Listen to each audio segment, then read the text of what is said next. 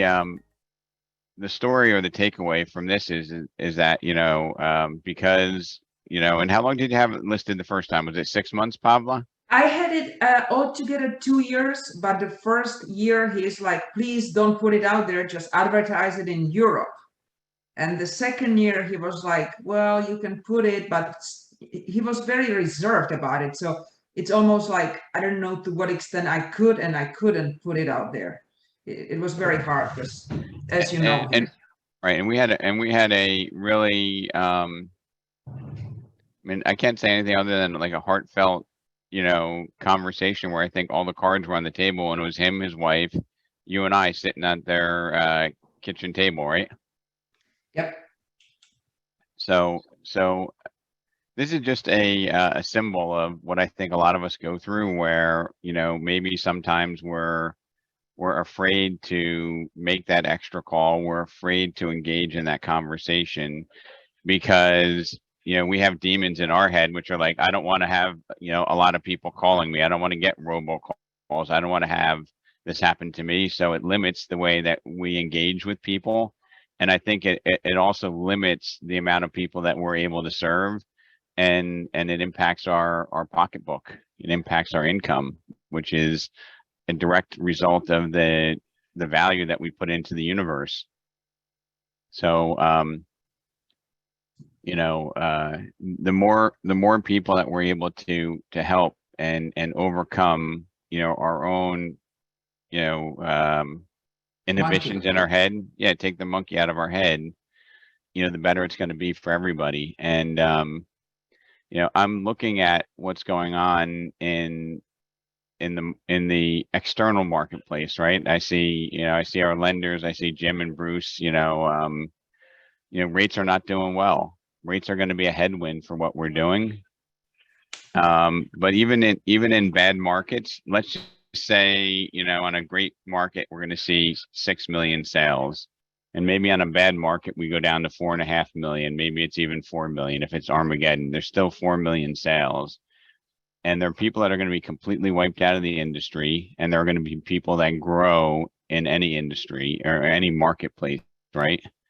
So, the question is, are you going to allow these external forces to influence the way that you live your life?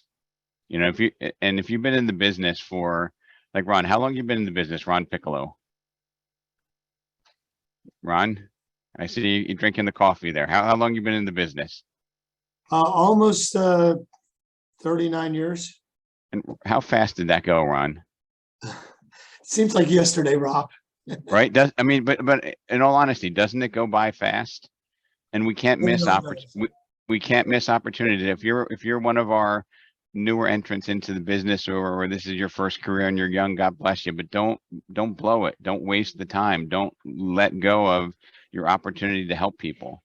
Okay. And it's not about, I'm going to figure out how I can make my bank account fat. You figure out how you help people and your bank account grows. Absolutely. Okay. I did see a quote that I think I even put in the email introduction, which is, remove emotions. We suffer from knowing the numbers. And that's a quote by Sam Zell. Right. So if you look at the day-to-day gyrations of where things are going and you listen to too many experts, you'll be analysis paralysis. You'll be frozen. You'll be the deer in the headlight, and the deer in the headlight usually gets run over by the market. Okay. I'm down here at a conference, and I saw a sign, and it's all around you, but I'm walking in the morning, and it's outside, or it's actually inside the restaurant of Hell's Kitchen, which is ironic for Gordon Ramsay. And it says, pressure is healthy and very few can handle it. Signed by Gordon Ramsay. So right now we're getting a pressure test, just like the government tested the banks on certain scenarios to see if they'd survive, right? We're under a pressure test. I'm sitting here telling you that, it's probably not going to be the easiest market.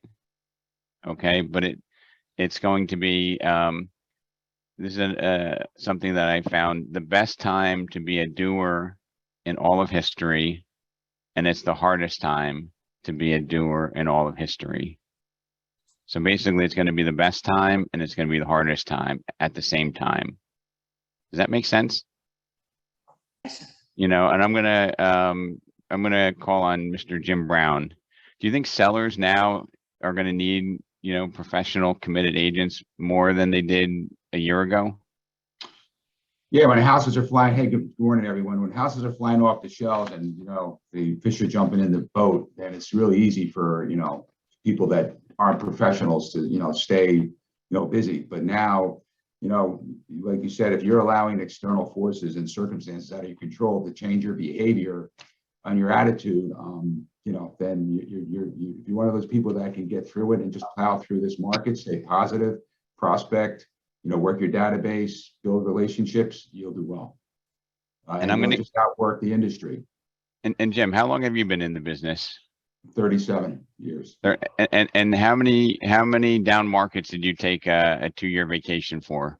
You know, I tell you, the prospecting part personally is what I always just called it the windshield time, because I used to drive around in my car when I was selling. So the prospecting and, you know, building relationships is my favorite part of the business. The paperwork was never my favorite part of the business, actually doing the loan application. So I enjoyed the interaction with the customers and with the real estate agents. So right now, you know, I think for loan officers and realtors, staying in contact with your database and just, you know, staying the course, being positive. And the other part too is, you know, if you turn the news on and you look at what happened this week, the rates, if you look at what's going on, there's very few positive news stories when you put the news on. It doesn't matter what station you're looking at, okay?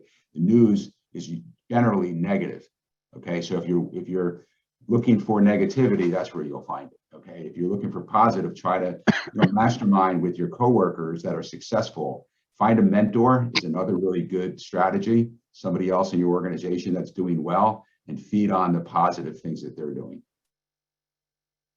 So for I know Jim and Ron and Bruce and a lot of us on this call here, we've been in the business through good and bad markets, and it's never a question of retreat. It's never a question of what, you know, are we going to look at another career?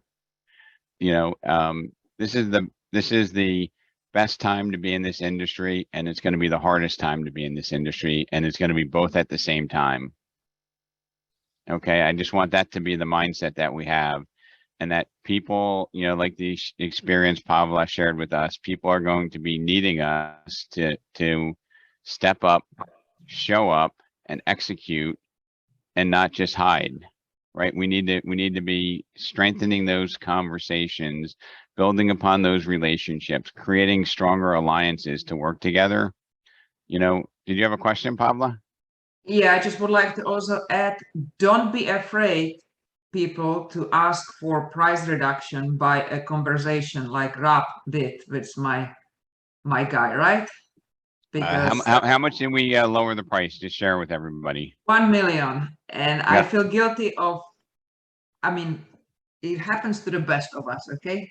I have not asked for a price reduction, and this guy needs it. So we got 1 million price reduction out of 2. And just for the group, and I don't want to go down this too far, but I will tell you, you know, I got up at like 4 in the morning. I flew down to South Florida, and I met with Did this you? gentleman. I met with this gentleman, and forget about the business aspect. I just felt good that we were helping somebody who wanted some help, you know, and you know, the money will come. But I had a good feeling about the effort that we did. And I don't know, Pavla, if you shared that same emotion when you left, like, this guy really wants help, and, you know, we're gonna be honest, we're gonna help him get to where he needs to be, and then we're gonna get paid. And I think with your help and knowledge, and with the LoopNet and Sellbiz and my tenacity, we get it done. Thank you. And you know, that's just an example, Pavla, of things that, you know, we all can do. You know, we can confront the things that we might have a little bit of fear about, right? Because we've never sold this type of business. We never listed a house for this much money. We never did this. We never done that. And then once you do it, you know, it's a game changer. And I don't remember, I think I might have called somebody, maybe it was Alexa. I don't know if Alexa's on the call. Are you there, Alexa? So Alexa was there and we were having a really great conversation towards the end of the day. And I was sending out a congratulatory text message to one of our agents in Paramus. And this is a shout out to Troy, who I've known for years. He never sold a house for over $1 million. And he had a perception in his head that those people weren't like him, that he didn't relate to those individuals because, you know, Troy, before it was trendy, you know, was dressing, you know, professional casual. And he was just true to himself, and he wasn't driving the, you know, fancy car, but he was always making a lot of money and helping a lot of people. But his perception was that people buying in those ranges were not relatable to him. And I encouraged him in 30 days to get somebody under contract for $1 million, and he did. And his comment was, Rob, I don't know why the buyer was so cool. They're just a regular person, you know, they're smart in their business and buying a big house. So that was a limitation that he had in his head after being in the business for over 20 years, having been on leadership for some of our competitors before joining RE/MAX. And I tell you that because we all have these thoughts in our head, like, you know, if I go and take a listing in, you know, Summit, New Jersey, they're going to ask, is my office there? How many houses have I sold there? And, you know, I've already defeated myself before I had an opportunity to get in the door. And I know some of you have had these thoughts in your head, and, you know, you need to figure out, hey, you know what? I haven't sold any houses recently in Summit, but, you know, if we decide to work together, you know, here's what we're going to accomplish, right? And if you have that servant mindset and you do your homework, you know, I think it's an unstoppable equation, okay? And, you know, I'm prepared to separate ourselves from the competition in this market change. I got some bad news for you that aren't looking to coast. I'm planning on working harder than I've ever worked. And I'm planning on finding the spoils of that hard work, you know, because as you work harder and you invest more, you have a exponential return to what you're doing in a marketplace that is tentative, marketplace that in some places are going to be frozen. I mean, people are going to come back to you and say, hey, you know what, I can't afford that house, Pavla, anymore because the rates went up too much, you know, and you're like, hey, well, maybe we need to pivot. Maybe we need to be more creative, because I think as an entire industry, you know, we've let bad habits, you know, get in the way of doing the fundamentals. And I'm going to go back to doing those fundamentals. All right. Now yeah.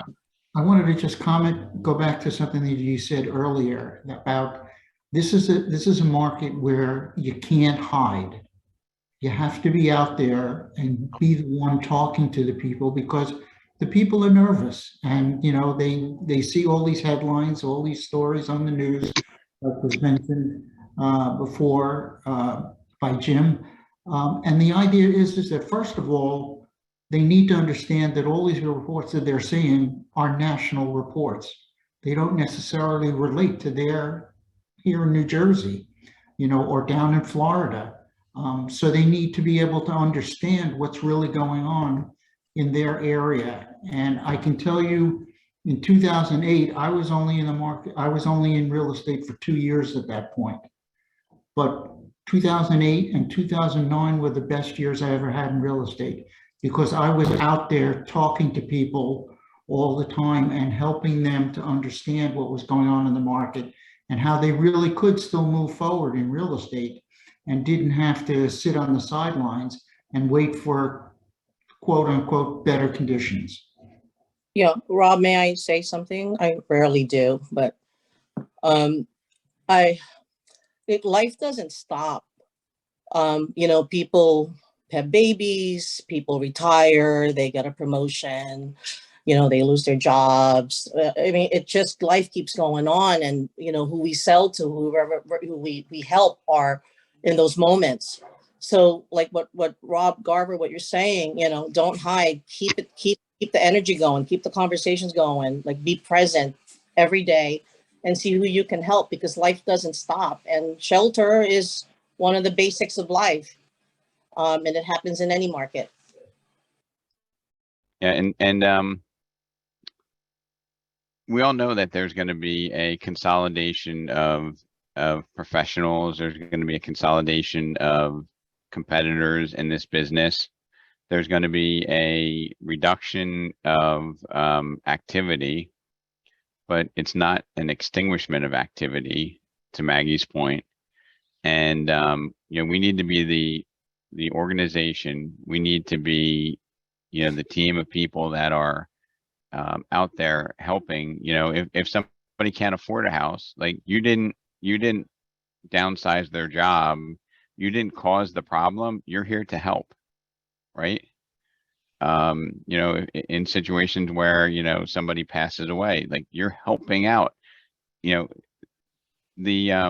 stock market, if you had a 401k, when that stock market ran up, and it's now, if you haven't checked it lately, it's going down. But when that stock market ran up, unless you're retired and drawing on it, who changed the way that they live their life when that went up? That's just a paper event, right? And when your house goes up in value, all those people that we talked to and said, hey, but if I sell my house, where am I going to go? Right now, there's going to be options for people to go. Eventually, people who said, there's no place for me to go, even if I get a high price, eventually they're going to take that decision and make a move, right? And I don't think even doom and gloom people are calling for below 4 million transactions in the next 12 months or any 12 months. As a matter of fact, I think it's probably going to be, not below 5 million, which means that the difference is very, very, very minimal in terms of the amount of business that transacts. Now, when you put a house on the market, you might not get 12 offers in the first 8 days anymore. We might have to sign up and agree to work a little bit harder, right? But the habits and the lazy habits that the industry has adopted, and let's face it, some of us have gotten accustomed to, a listing equals a sale, right? Now a listing is going to require a little bit more of a skill set. It's going to give us an opportunity to demonstrate the difference that we have amongst what we do versus the rest of the marketplace. I mean, Bruce, Bruce and I started out in the lending business, and when back in the 90s, when the rates went from 10 to 7 and back up to 9, we never thought about getting out of the business. And I can tell you from my own personal business, and I think you mirrored me, Bruce, the market went down, we grew, right? Yeah, definitely. I started out, I was in college, I did all refinances. A refinance in 90 days, the refinance market dried up and they were packing up my desk. They said, go back to being an accountant. But that wasn't my destiny. My destiny was different. And to Jim's point, the media sells fear. That's what sells advertising. That's what people, it's a little juicier than everybody's wonderful. And don't get me wrong, I know there's legitimate challenges in the country, but to me, it's always about looking for that opportunity, and there's going to be opportunities here. When you think about mortgage rates rising as much as they have, I was listening to Bloomberg on the way in. Interest rates haven't really affected what's going on in the market yet. I mean, it was a national 3.2 months inventory supply. Rates where they are, it should be 6 months. So the reason is there's tons of people out there. The reason we're still seeing prices go up is there's tons of people. So at the moment, there's a population thing where that's the silver lining. To be able to communicate to people, yeah, mortgage rates have gone up, your payment's going to be higher, but you don't have to pay 15, 20% more for that house. The payment would be the same anyway if you did. So there's an educational piece, in my view, that as real estate professionals we need to have. We obviously have to prospect, work our center of influences, and find these folks, but there's a narrative that it's incumbent on us as professionals. And, people that are writing loans and selling houses, that's what they're doing. It's as simple as that, and to your point earlier with your definition, being inconsistent on your thoughts and being uncertain is natural, but you're not going to have any success unless you can become more certain on what it is you can talk about. And I think that's what we all get challenged with in markets like this. And I really apologize, but I have a board presentation for the real estate board in 3 minutes on Zoom, so I have to go, but Well, Bruce, I appreciate you being on here. It means a lot to all of us, and thanks for your contribution. plus Jimmy will get to explain what's going on with rates because I don't have a damn Right. clue. He can figure Bruce, it out. I have to hop on a 10 o'clock call myself, but I have to tell you, if you have a long-term view, it doesn't matter. And in my experience in 37 years, every market that we have where we have a little downturn is followed by an amazing market. Every time you have abundance, it's followed with what we have right now. Okay, so I just think if you have a long-term view, it doesn't matter. Just stay close to your customers and stay around positive people, and you'll come out on top. But like Bruce, I have a call at 10 o'clock as well. So everybody have a great weekend, and thanks for inviting me to the call, Rob. Thanks for participating and being a partner. So Yeah, this business is very cyclical. I mean, it's exactly what he says. It's, you have a good time and then it goes down into the lull, the valley where it's really bad and slow and then it picks back up again. That's how it is. So, you just have to survive it and work hard at it. Just like you said, Rob, you have to work a little harder now to get the deals done. And I think you really need to educate your sellers that price is a big factor now in the game where it wasn't before. So Ron, I want to just change the narrative just a little bit because your term survive it. And I know you don't mean it to be that way because we've been through a lot of these cycles, but now is the time, now is the time for us to be present for the people that need us. Okay. Because people still need to transact, right? I mean, people are buying and selling stocks at higher and lower levels. People are buying and selling houses at all levels. Okay. And, I'm going to go back to the Sam Zell quote here. If I can find it real quick. While you're looking for the quote, Rob, I'd like to say now is the time to educate yourself. A lot of you that have been in the market only the past few years, you've only seen low fixed rates, but there is an adjustable market out there. And if you educate yourself with your lender, you can also educate your seller and also educate your buyers on the opportunity of using an adjustable rate to make it more affordable for them. And then when the rates go down, they can refinance. So we need to be the problem solution people. We need to be the people that are knowledgeable and helpful, as Rob says. We have to help them achieve their dreams. So that's me. And when you put, I guess the licensing laws, talk about your fiduciary duty, right? And to me, that's like, all right, I have this duty that I need to meet, but there's a non-legal reason. There's a client reason why we need to do what's right for our clients and have an abundance mindset, because that will just open up the world to us. That will just allow us to be unstoppable. Like for me, helping all of you is what inspires me to like never miss a mastermind. Right now I'm sitting in the Seaview golf hotel here at a regional meeting, and I stepped out because it's not in my DNA to miss one of these meetings and share an hour with the team. And that same commitment needs to be transferred through all of you to your clients, and not to have any fear in your eye, any doubt in your conversation.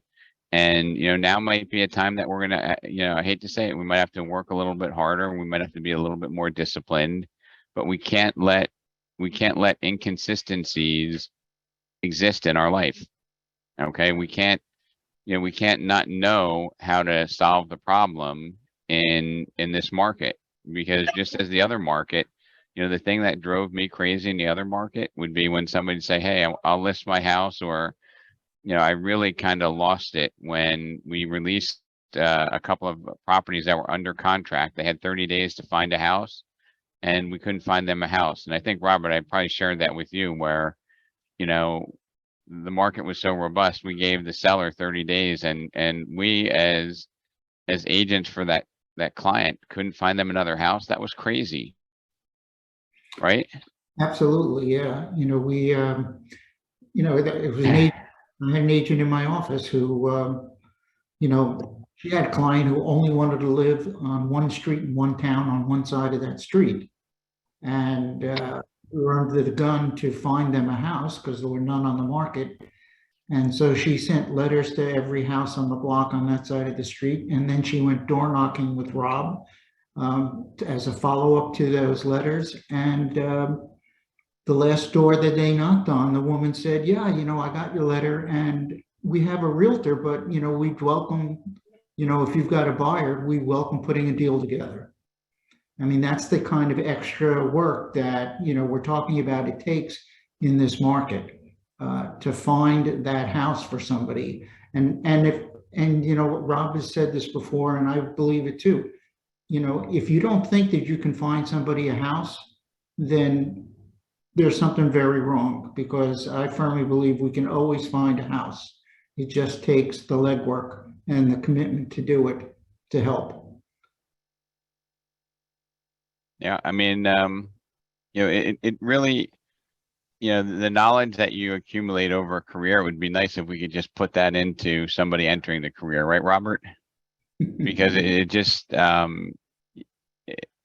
you hear things, but then they become real when you live through them. And if there's any way that I can express that, you don't have to live your whole career before you can embrace these philosophies of, you know, the obedience and being a fiduciary, you know, that is spelled out there legally to protect our industry. But, you know, we need to do the right thing. And when you do the right thing, abundance finds you. It truly does. Okay. And when you try to force something for your own self betterment or for your own economic benefit, to the contrast of the client, what I find normally happens is those are the people that cancel the deal. Those are the deals that go wacky because it's not in the client's best interest. You know, you can't convince somebody to sell a house if it's not in their best interest. But I truly believe that there are a lot of people who would like to be upsizing, downsizing, and they're frozen because our industry hasn't unfroze them with the possibilities of what can happen, right? I mean, you know, if your 401k goes up 100% or down 10%, yeah, it doesn't change our life. If you're living in a house and it goes up or down, it really shouldn't change your life. And then when you make a move, you know, it should be not, it's not your investment portfolio, it's your house where you live, right? It's where you create memories. You put your kids in school, you enjoy your time off, right?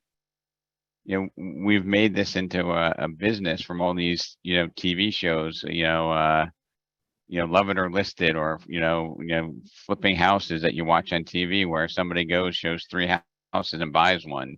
You know, somebody in one episode buys a house and then, you know, 2 weeks later they sell it for a big profit. That's not the reality, right? And you know, I'm proclaiming to everybody that, you know, Remax Select Group is not going to close for business. I don't mean that like literally, but we're not going to, you know, shut down the spigots for business. And, you know, I'm calling everybody out to work a little bit harder, work a little bit smarter, you know, be a thought leader in this business and not a follower of the headline news.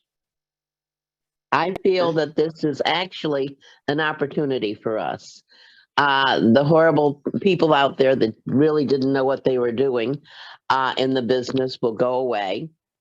The people like us that are true professionals and help people and enjoy helping people will exceed far more. Please remember the times that you called all of us and said, you know, Rob, me, Julio, all your managers up there, Robert, Maria, oh my God, I hate this market. I can't stand it. I can't find anything. I can't get any listings. Well, now is your opportunity. I think we're coming into what I'd like to call a more balanced market. I really look forward to this. I don't think this is a bad thing at all. It's how you perceive it. It's like Rob says, it's what your attitude is. If you go into it with a positive attitude, and the excitement that what's available for you out there, to be able to build your listing inventory, to be able to help those buyers find a home finally, instead of making 10 and 15 offers and seeing them disappointed over and over and over again. Look at the positive side of things, and it'll lead you through. It'll make you excel, and it'll make you accomplish all the goals that you want. Yep, and I want to give everybody just a little bit of insight. I wish the lenders were still on, but why is the Federal Reserve doing this to us, right? Like, what's the necessity for it? Everything was fine a while back, right? So what has happened now is, with the pandemic behaviors ending, which is a good thing, right? I think we're all glad that you can go someplace, right? There was a built up demand, and not only was the government putting stimulus into the economy, but people weren't spending as much, right? So if, right now, if you wanted to go book a room at a nice hotel in Maui, Hawaii, right? People didn't go there for, probably a year.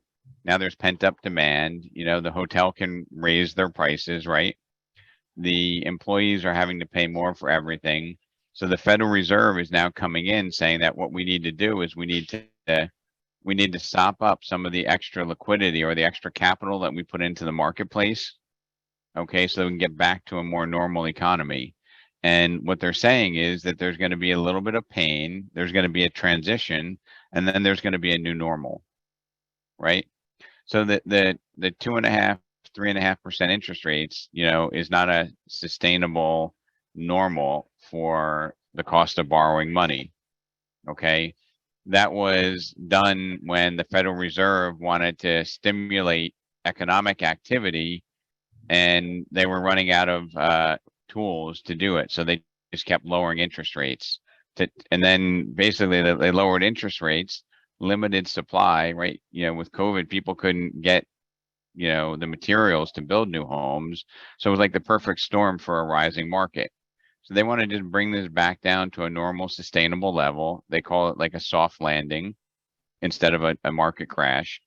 Okay, and even in a soft landing, there's some short-term pain, right? If you're overweight, you have to go on a diet to get back to a healthy weight, right? That's the way that the world works. So we're going on a Federal Reserve diet. Okay, it's going to be a little bit of pain to get us to where we have a more sustainable marketplace for the business that we're in. Okay, I mean, I like, thank the stars that like I'm not in the car business, where the car business is based upon, delivering new vehicles that we can sell. Now, when there are no new vehicles, you have no inventory to sell. And I know we might say our inventory was low, but we still, for most of us, we've had some pretty good years, right? Even though there were low inventory that we like to complain about. I think, those of us who worked and showed up, we had, a pretty good 1.5, 2.5 years. And, now, the crazy excesses that were out there, they're just going to be brought back to normal. And there's going to be a little bit of a diet that we go on. And for the health of our business, we need to, cut the fat. And maybe cutting the fat is cutting some of the inefficiencies, since a lot of our business fat are the habits and the activities that we do, right? We need to probably watch our expenses. If you're spending money on something that wasn't providing a clear, discernible return, you probably need to trim it back or eliminate it, and get back to the activities of talking to people, like the call Pavla had, where somebody's gonna genuinely say, I'm glad that you called, right? And you just have that in your mindset instead of thinking of the people that yell at you and say, don't ever blank and call me again. I think Anthony, can you hear me, Anthony? Like when we were in Franklin Lakes, what was the first call that I made? It was how are you doing? It was a big F-bomb. Yeah, don't ever blank and call me again, right? But did we close the laptops and go home after that? No, we kept dialing. That's We- that's the spirit of dialing, calling for dollars, Right. dialing for dollars. Yeah. And the week before you got a listing appointment on your own, based on basically changing it wasn't the mindset of the person answering the phone, was it? Because No, it was actually they're all the it was same. the dialogue. Yeah, it's always the same, but it's the dialogue, and the dialogue that you gave is a non-threatening, and so it's if I can show you how I can sell your home for more money, even after paying a commission in the shortest period of time with the least stress, would it make sense for us to get together for 10 to 15 minutes? That's a very easy dialogue. It's non-threatening. And I think that's what's very important is that if we don't have the techniques, which I credit you, Rob, with that, because that technique right there is a home run because it's non-threatening. It passes on the communication that we're here to help. And if you give us a few minutes, we'll show you how we can help you. And it doesn't work every time, but it works enough that Right. you can live an abundant life. Like if you get 2 people that yell at you and 6 people that hang up and 2 people like, yeah, you know what, I don't have 15 minutes, but you get 2 people that say, hey, Anthony, I like what you're talking about. Come here and see if you can help me solve my problem and sell my house. It's worth it times 1,000, right? Exactly. Well, the appointments, right? And so this is, I think, very important. Having been in this business a long time, it's about getting to bat. If we can't even get to bat, then how are you going to make a contract? And so this is where you're key, Rob, and you really give us that bat, if you will, in real estate to knock it out of the park, because you give us the ability to go ahead and do what we need to do to set those appointments with the tools that you have. So I appreciate that, Rob. And I would just say, like, the way that you delivered it, it's not the words that you said, but it's the tonality and the confidence that I felt over a Zoom meeting with almost 100 of your peers. I'm retiring at the end of this year, so. That's correct. I It is don't know tonality as well. This conversation. Robert, Yeah, thank you. Robert, you're not muted there, Robert Garver. All right, May so- I change may I say something? Absolutely. Pardon me for, I'm under the weather. I'm kind of losing my voice and a little bit out of it today. I started in 2008. I had downsized. I saw the markets, but you know what? I got my license and I hit the road running. I am closing on an 11th transaction with a client that started buying back in those days in 2008. Of course, I repositioned myself, but I didn't even look at the financial news. I knew this was prime time in real estate. I So, think it is now. so, one of the things, Cindy, that I observed over time is that early on in my career, like I'm from the leadership team, I'm a spreadsheet type of guy, and I like to analyze the numbers. And I was trying to figure out, where do the good leads come from, right? Like, where's the solution? Who's better? Is it Homes.com, Trulia, Zillow, Realtor, pay-per-click? It isn't from any of those. It's from your relationships and those who trust you. Right, and Cindy, it's also more impactful with the person that's on the other side of the line, which I mean our side of the line, right? Because there are some people, that could, if you gave them 100 numbers out of the phone book versus 100, red hot Zillow leads, if you are talented and positive, you're going to outperform 100 Zillow leads just by calling the phone book. And I tell you that with absolute certainty because it's what we do that influences the outcome, not the essence of where the opportunity comes from. And I can prove that to you because we all have probably markets that we want to work in, right? Yeah. I mean, let me just, is there anyone that wants to just, here, Fran Tack, I don't know if you're somewhere where you can talk. Fran, you there? Maybe she's on the phone. Let's see who's, Could have sworn I was on, oh, well. so, Okay, let's see, what, muting me? so, Audrey, can Audrey or Kathy Falco, can one of you guys unmute yourself just for a second?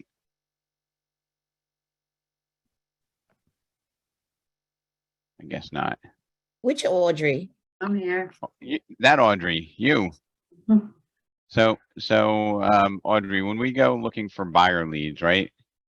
You know, and we're looking to find buyers for West Orange, which is an area that you know extremely well. Where do they come from? Like, what areas are they moving from? New York. So a lot of them are moving from New York. Now, is it possible for you to drive around New York and try to find the leads that are prone or likely to move to West Orange, or is that like a ridiculous proposition? Yep, ridiculous. It's absolutely ridiculous.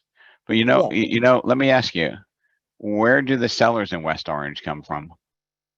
West Orange. Wow. So they're right there, right? And it's quite easy to communicate with them. You can do some direct mail, you can do some phone work, you can do some community events, yet most people don't do that. And you could, you know, door knock and be the local mayor of that community, right? There's nothing stopping you from doing that. And these are the things that I think we really need to do. And you know, the reason why, in my opinion, and I'm going to ask, why do you think like direct mail and door knocking is not as, I'm going to use the term hyped up or as sexy in the business as some other things like giving Zillow our money or buying a fancy new CRM or some tech tool? Good, you can just answer, Pavla. Because rejection, and because we don't want people to be mad at us. And I think because one more thing, we don't want to feel like we are begging for the business. You know, like on Sunday, Rob, you begging for the business on Sunday. Uh-huh. I So think that's what it is. and probably all the things that you're saying are why agents don't do it. But the reason why it's not promoted, in my opinion, is because nobody gets to sell you a tool to knock on a door or to send out a piece of mail, right? Oh yeah, it's just like eating healthy. Yeah, diet. Right? Same concept. So you know, Zillow's trying to make money by selling you some tool or some technology that we don't understand or that underperforms. There's no, when you go to a conference or when you get marketed to, you know, how is somebody gonna make money by, you know, getting you to door knock? Like, you know, maybe you can try to sell a door knocking course, but I don't think people would want, like, why do I need a course to door knock? Go ahead, Pablo. Rob, I want to tell you, there is one person that promotes door knocking and cold calling that I know of. Who's that? Mike Ferry. How many people, I mean, and he's minted some great people, and you know, I think probably in the day like a Floyd Wickman, but you know, the amount of money that he generates compared to, you know, Chime CRM and Correct. Zillow and buying leads and zip codes and, you know, all these different things, you know, those, like, people almost like laugh at you when you say you're door knocking. This is 2022. You're door knocking, Pavla? What's wrong with you? And it's about people. And there's nobody else that's financially benefiting from, us doing the fundamentals except for us. It's Okay, going so back to the basics. Everything is going back to the basics. I And mean, it's only listen, been- listen, even during financial changes, life still happens. People have to sell, they have to buy, there's divorce, there's marriage, there's newborn babies, parents dying. It still happens. They have to know who they can go to. It right, still and happens. and Cindy, when these events happen, like if they're negative events, right? Like, somebody passes away, somebody gets divorced, like we're not the cause of the event. We just want to be part of the solution. We want to make the problem better. And that same is going to reign true right now because you know what? Interest rates have gone up. There's no doubt about it. I don't think they're going to be going down anytime in the very, very near future. I think there's a spill in aisle 9 in the real estate or in the world economy, and the Fed is mopping up the spill by raising interest rates. There's too much capital out there chasing too few assets. And until the world comes back to a normal where supply and demand is balanced, the Federal Reserve will stop moving and maybe move in the other direction. But what's happening right now is to avoid a cataclysmic, market failure or seizure of the market. Okay, but the patient is healthy because lots of equity in homes. The industry hasn't influenced bad lending like it did in the 2005 to 2008 range. So we have a healthy patient. The patient is transitioning. The doctor has said you need to lose a few pounds. And for us, we need to be able to be a leader in sharing this with our clients and showing them the way to find the solution. And, if now is not the time for somebody to buy, move on, right? We live in a world of abundance. There's a lot of people we can call.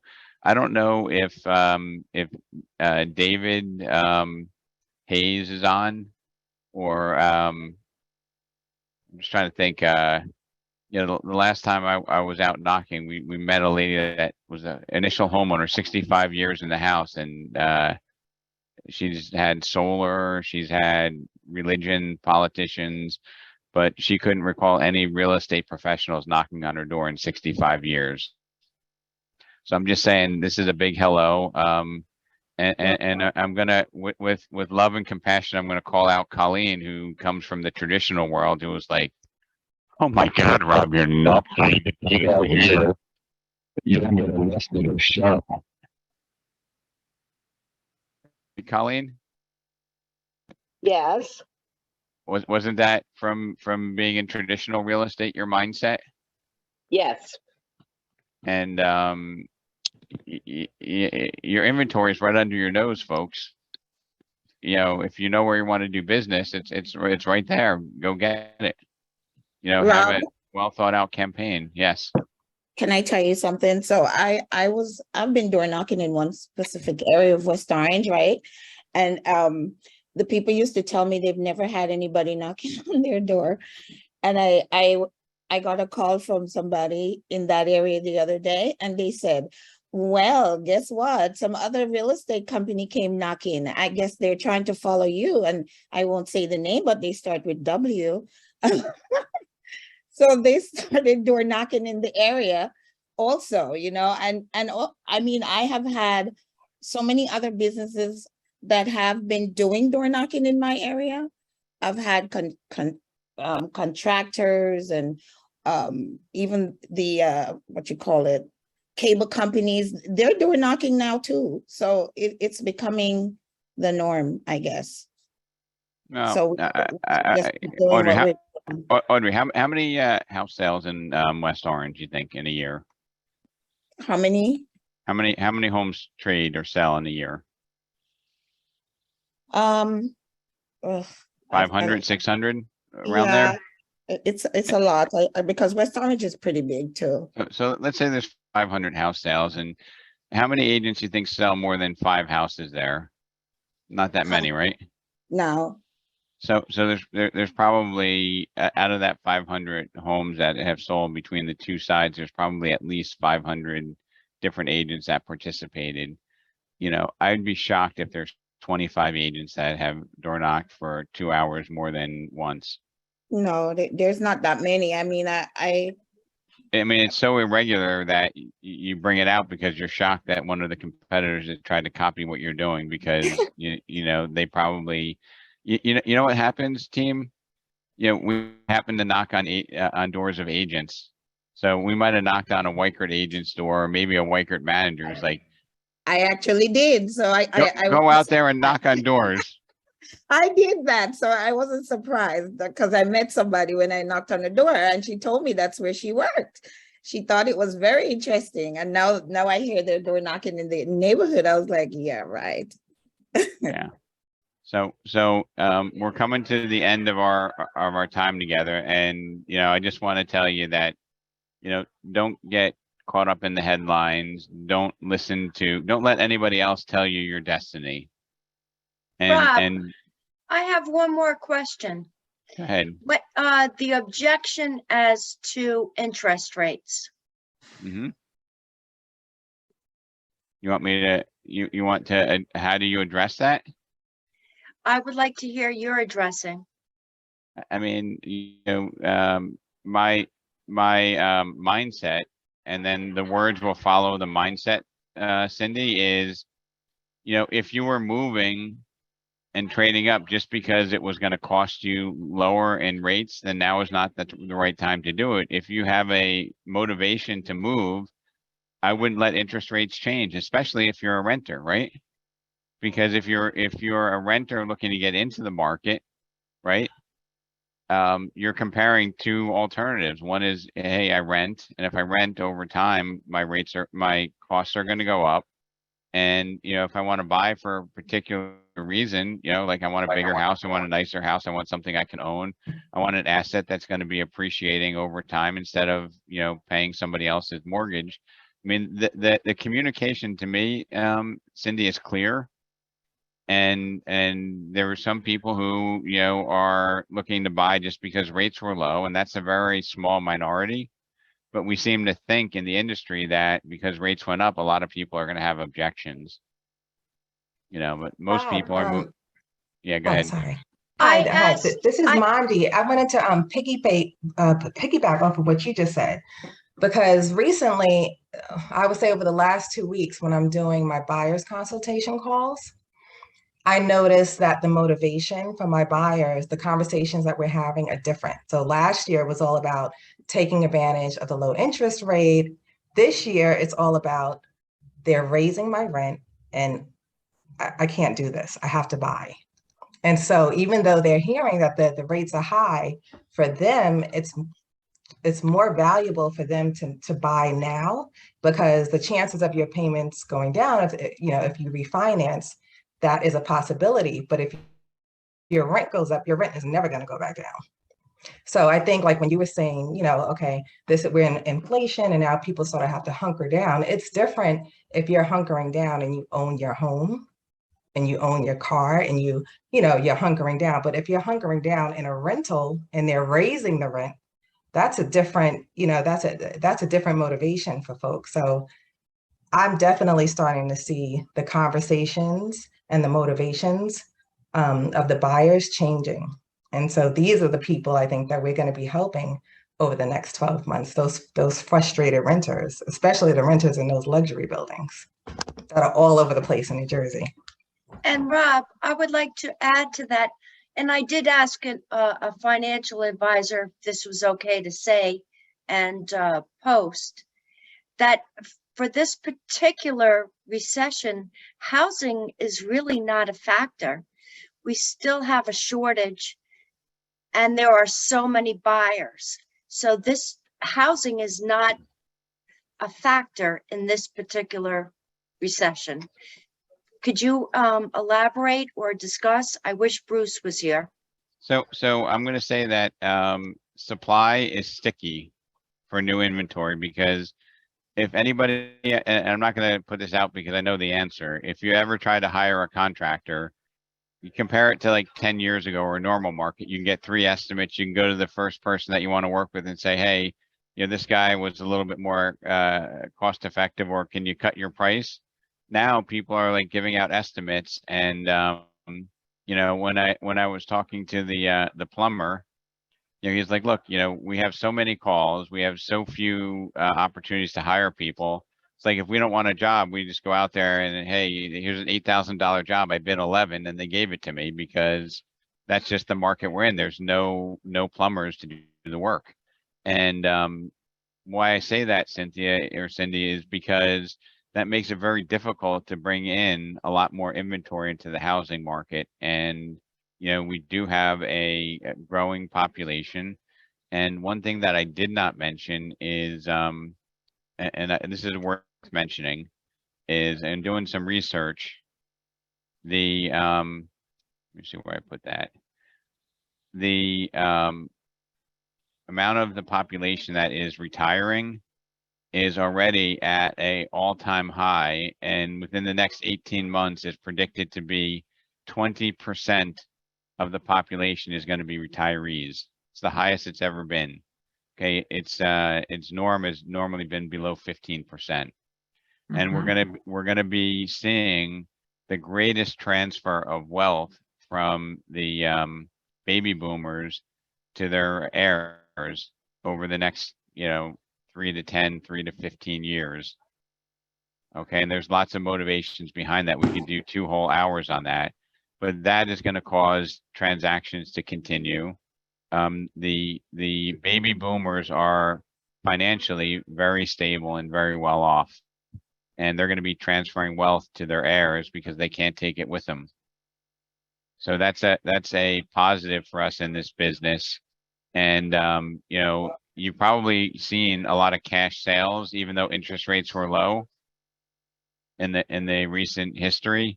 So it wasn't all interest rate driven. It was a lot driven by liquidity and people just looking to find places to park their money. But when the music stops, there's going to be more people looking for chairs than there are chairs, which means that the housing inventory is not going to collapse, right? Everybody needs shelter. Okay, there might be price adjustments, and there might be, you know, the over imbalance in favor of a seller is going to be diminishing, and it's going to be coming to more equilibrium. But I look at, this is the best time to be in the business, and this is the time that you need to be prepared to work hard to separate yourself. And I can't, you know, I think I work pretty hard, but I'm planning on working a little bit harder. And I'm planning on finding ways to help everybody, you know, break through all that negative noise. So we're 5 minutes over. I want to thank you all for investing your time here, and have a fantastic weekend.